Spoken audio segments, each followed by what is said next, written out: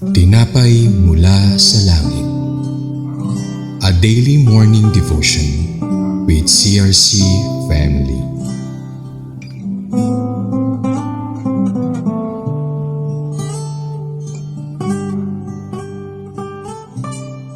Isang mapagpalang umaga mga kapatid. Ako po si Sister Rina Taganile ng CRC San Pedro Daughter Church. Samahan niyo po kami sa ating programang Tinapay Mula sa Langit, ang ating pang-araw-araw na debosyon sa salita ng Diyos. Ngayong umaga, ating pong pag-aaralan ang salita ng ating Panginoon na matatagpuan sa bilang 2 verse 25 to 31 na pinamagatang The Tribes Come to the North of the Tabernacle.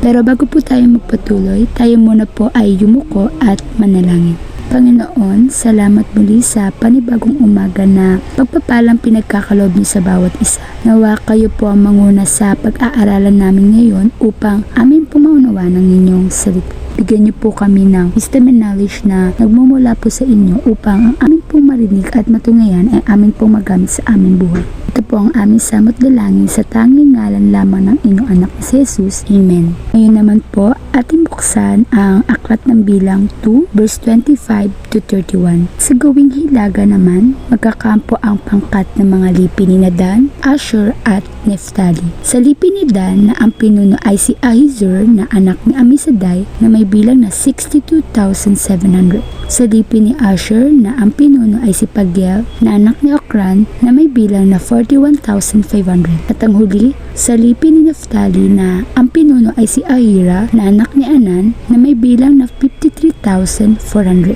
Ang pangkat na ito ay umaabot sa 157,600. Sila ang kahuli-hulihan sa hanay ng mga kawat. Ang angklat ng bilang ay kasaysayan po ng mga Israelita sa panahon ng halos 40 taon. Ito po ay mula ng lisanin nila ang bundok ng Sinai hanggang sa marating ang silangang hangganan ng lupaing ipinangako ng Diyos. Ang teksto po ng bilang ay ating mauunawaan kung paano ang Diyos ay nananatiling tapat at mahabagin sa kanyang bayan. Sa kabila ng panghihina ng loob at takot ng mga Israelita sa gitna ng kahirapan at pagimagsik ng mga Israelita sa Diyos at kay Moises, ang tekstong ito ay nagsasalaysay tungkol sa matapat at di nagmamaliw na pangangalaga ng Diyos sa kanyang bayan. Isa sa mga importanteng nangyari sa aklat na ito ay nangusap ang Diyos kay Moises at sa tulong ni Aaron upang magsagawa ng census para mabilang ang lahat ng lalaki sa gulang na 20 pataas, lahat na maaari ng lumaban sa digmaan. Ang mga ito ay hinati sa bawat kampo sa paligid ng Toldang Tipanan.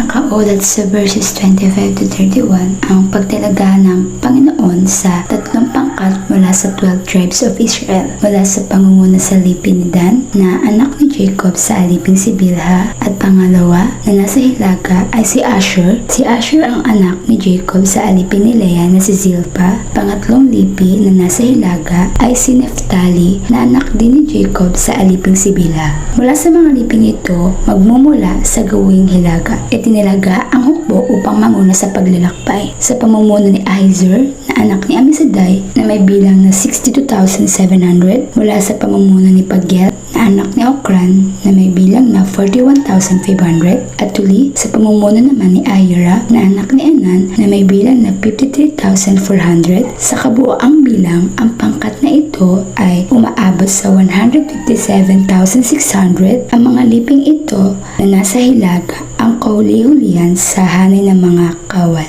Bakit kailangan may mamuno sa bawat hukbo ng mga Israelita?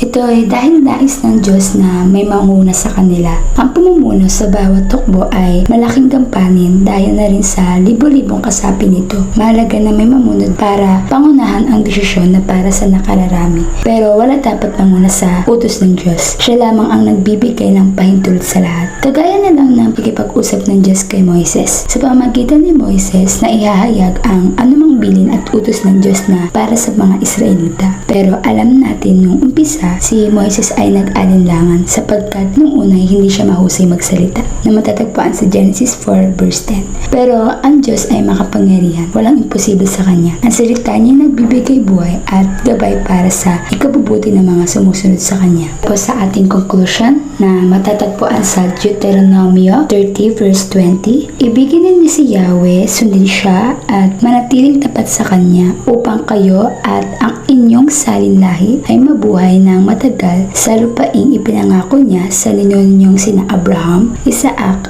at Jacob. Dapat lang na ibigin natin si Yahweh ng buong puso sapagkat siya'y mabuti at tapat sa atin. Salita niya'y gabay upang ang lahat sa atin ay maligtas at hindi mapahamak. Alam natin kapag nangako ang ating Panginoon, hindi ito mabibigo. Talagang tinutupad niya dahil wala siyang binigo kahit sino man. Ang ating Panginoon ay makapangyarihan sa lahat at wala siyang katulad. Yun lamang po, and to God be all the glory. At sa ating pong pagtatapos, tayo muna po yumuko at manalangin. Panginoon, pinasasalamatan ka namin sa magandang mensahe na inyong inihayag sa bawat isa. Tunay nga na kapag utos ninyo, dapat lang na sumunod kami. Ninais mo na may mamuno dahil alam namin na nagtitiwala ka sa kanila at sila din ay naniniwala sa walang humpay na kakayahan mo. Kaya nga Panginoon, alam namin hindi namin magagawang mamuno kung wala rin naman kayo sa amin dahil wala kaming sapat na kakayahan kung ang sarili lang namin ang aming paniniwalaan. Kaya nga Panginoon, samahan nyo kami sa bawat battle na aming kaharapin dahil alam namin sa bawat laban ay may pagpapalang magmumula sa inyo. Nawa po, i-bless nyo po ang makikinig ng inyong salita. Ganun din ang programang ito upang mas marami pang tao ang maabot ng inyong salita at pagpapala. Ito po ang aming samot dalangin sa tanging ngalan lamang ng inyong anak na si Jesus. Amen. Marami pong salamat sa pakikibahagi sa programang Tinapay Mula sa Langit. Lagi po nating pagnilayan ang salita ng Diyos upang ang bawat salita na nais niya maihayag ay magbigay sa atin ng gabay. Kaya naman po, muli nyo kami samahan bukas ng 5:30 ng umaga dito sa programang Tinapay Mula sa Langit. Malayan nyo po itong i-share upang kayo rin po ay maging pagpapala sa iba. Maraming salamat po sa pakikibahagi and to God be all the glory.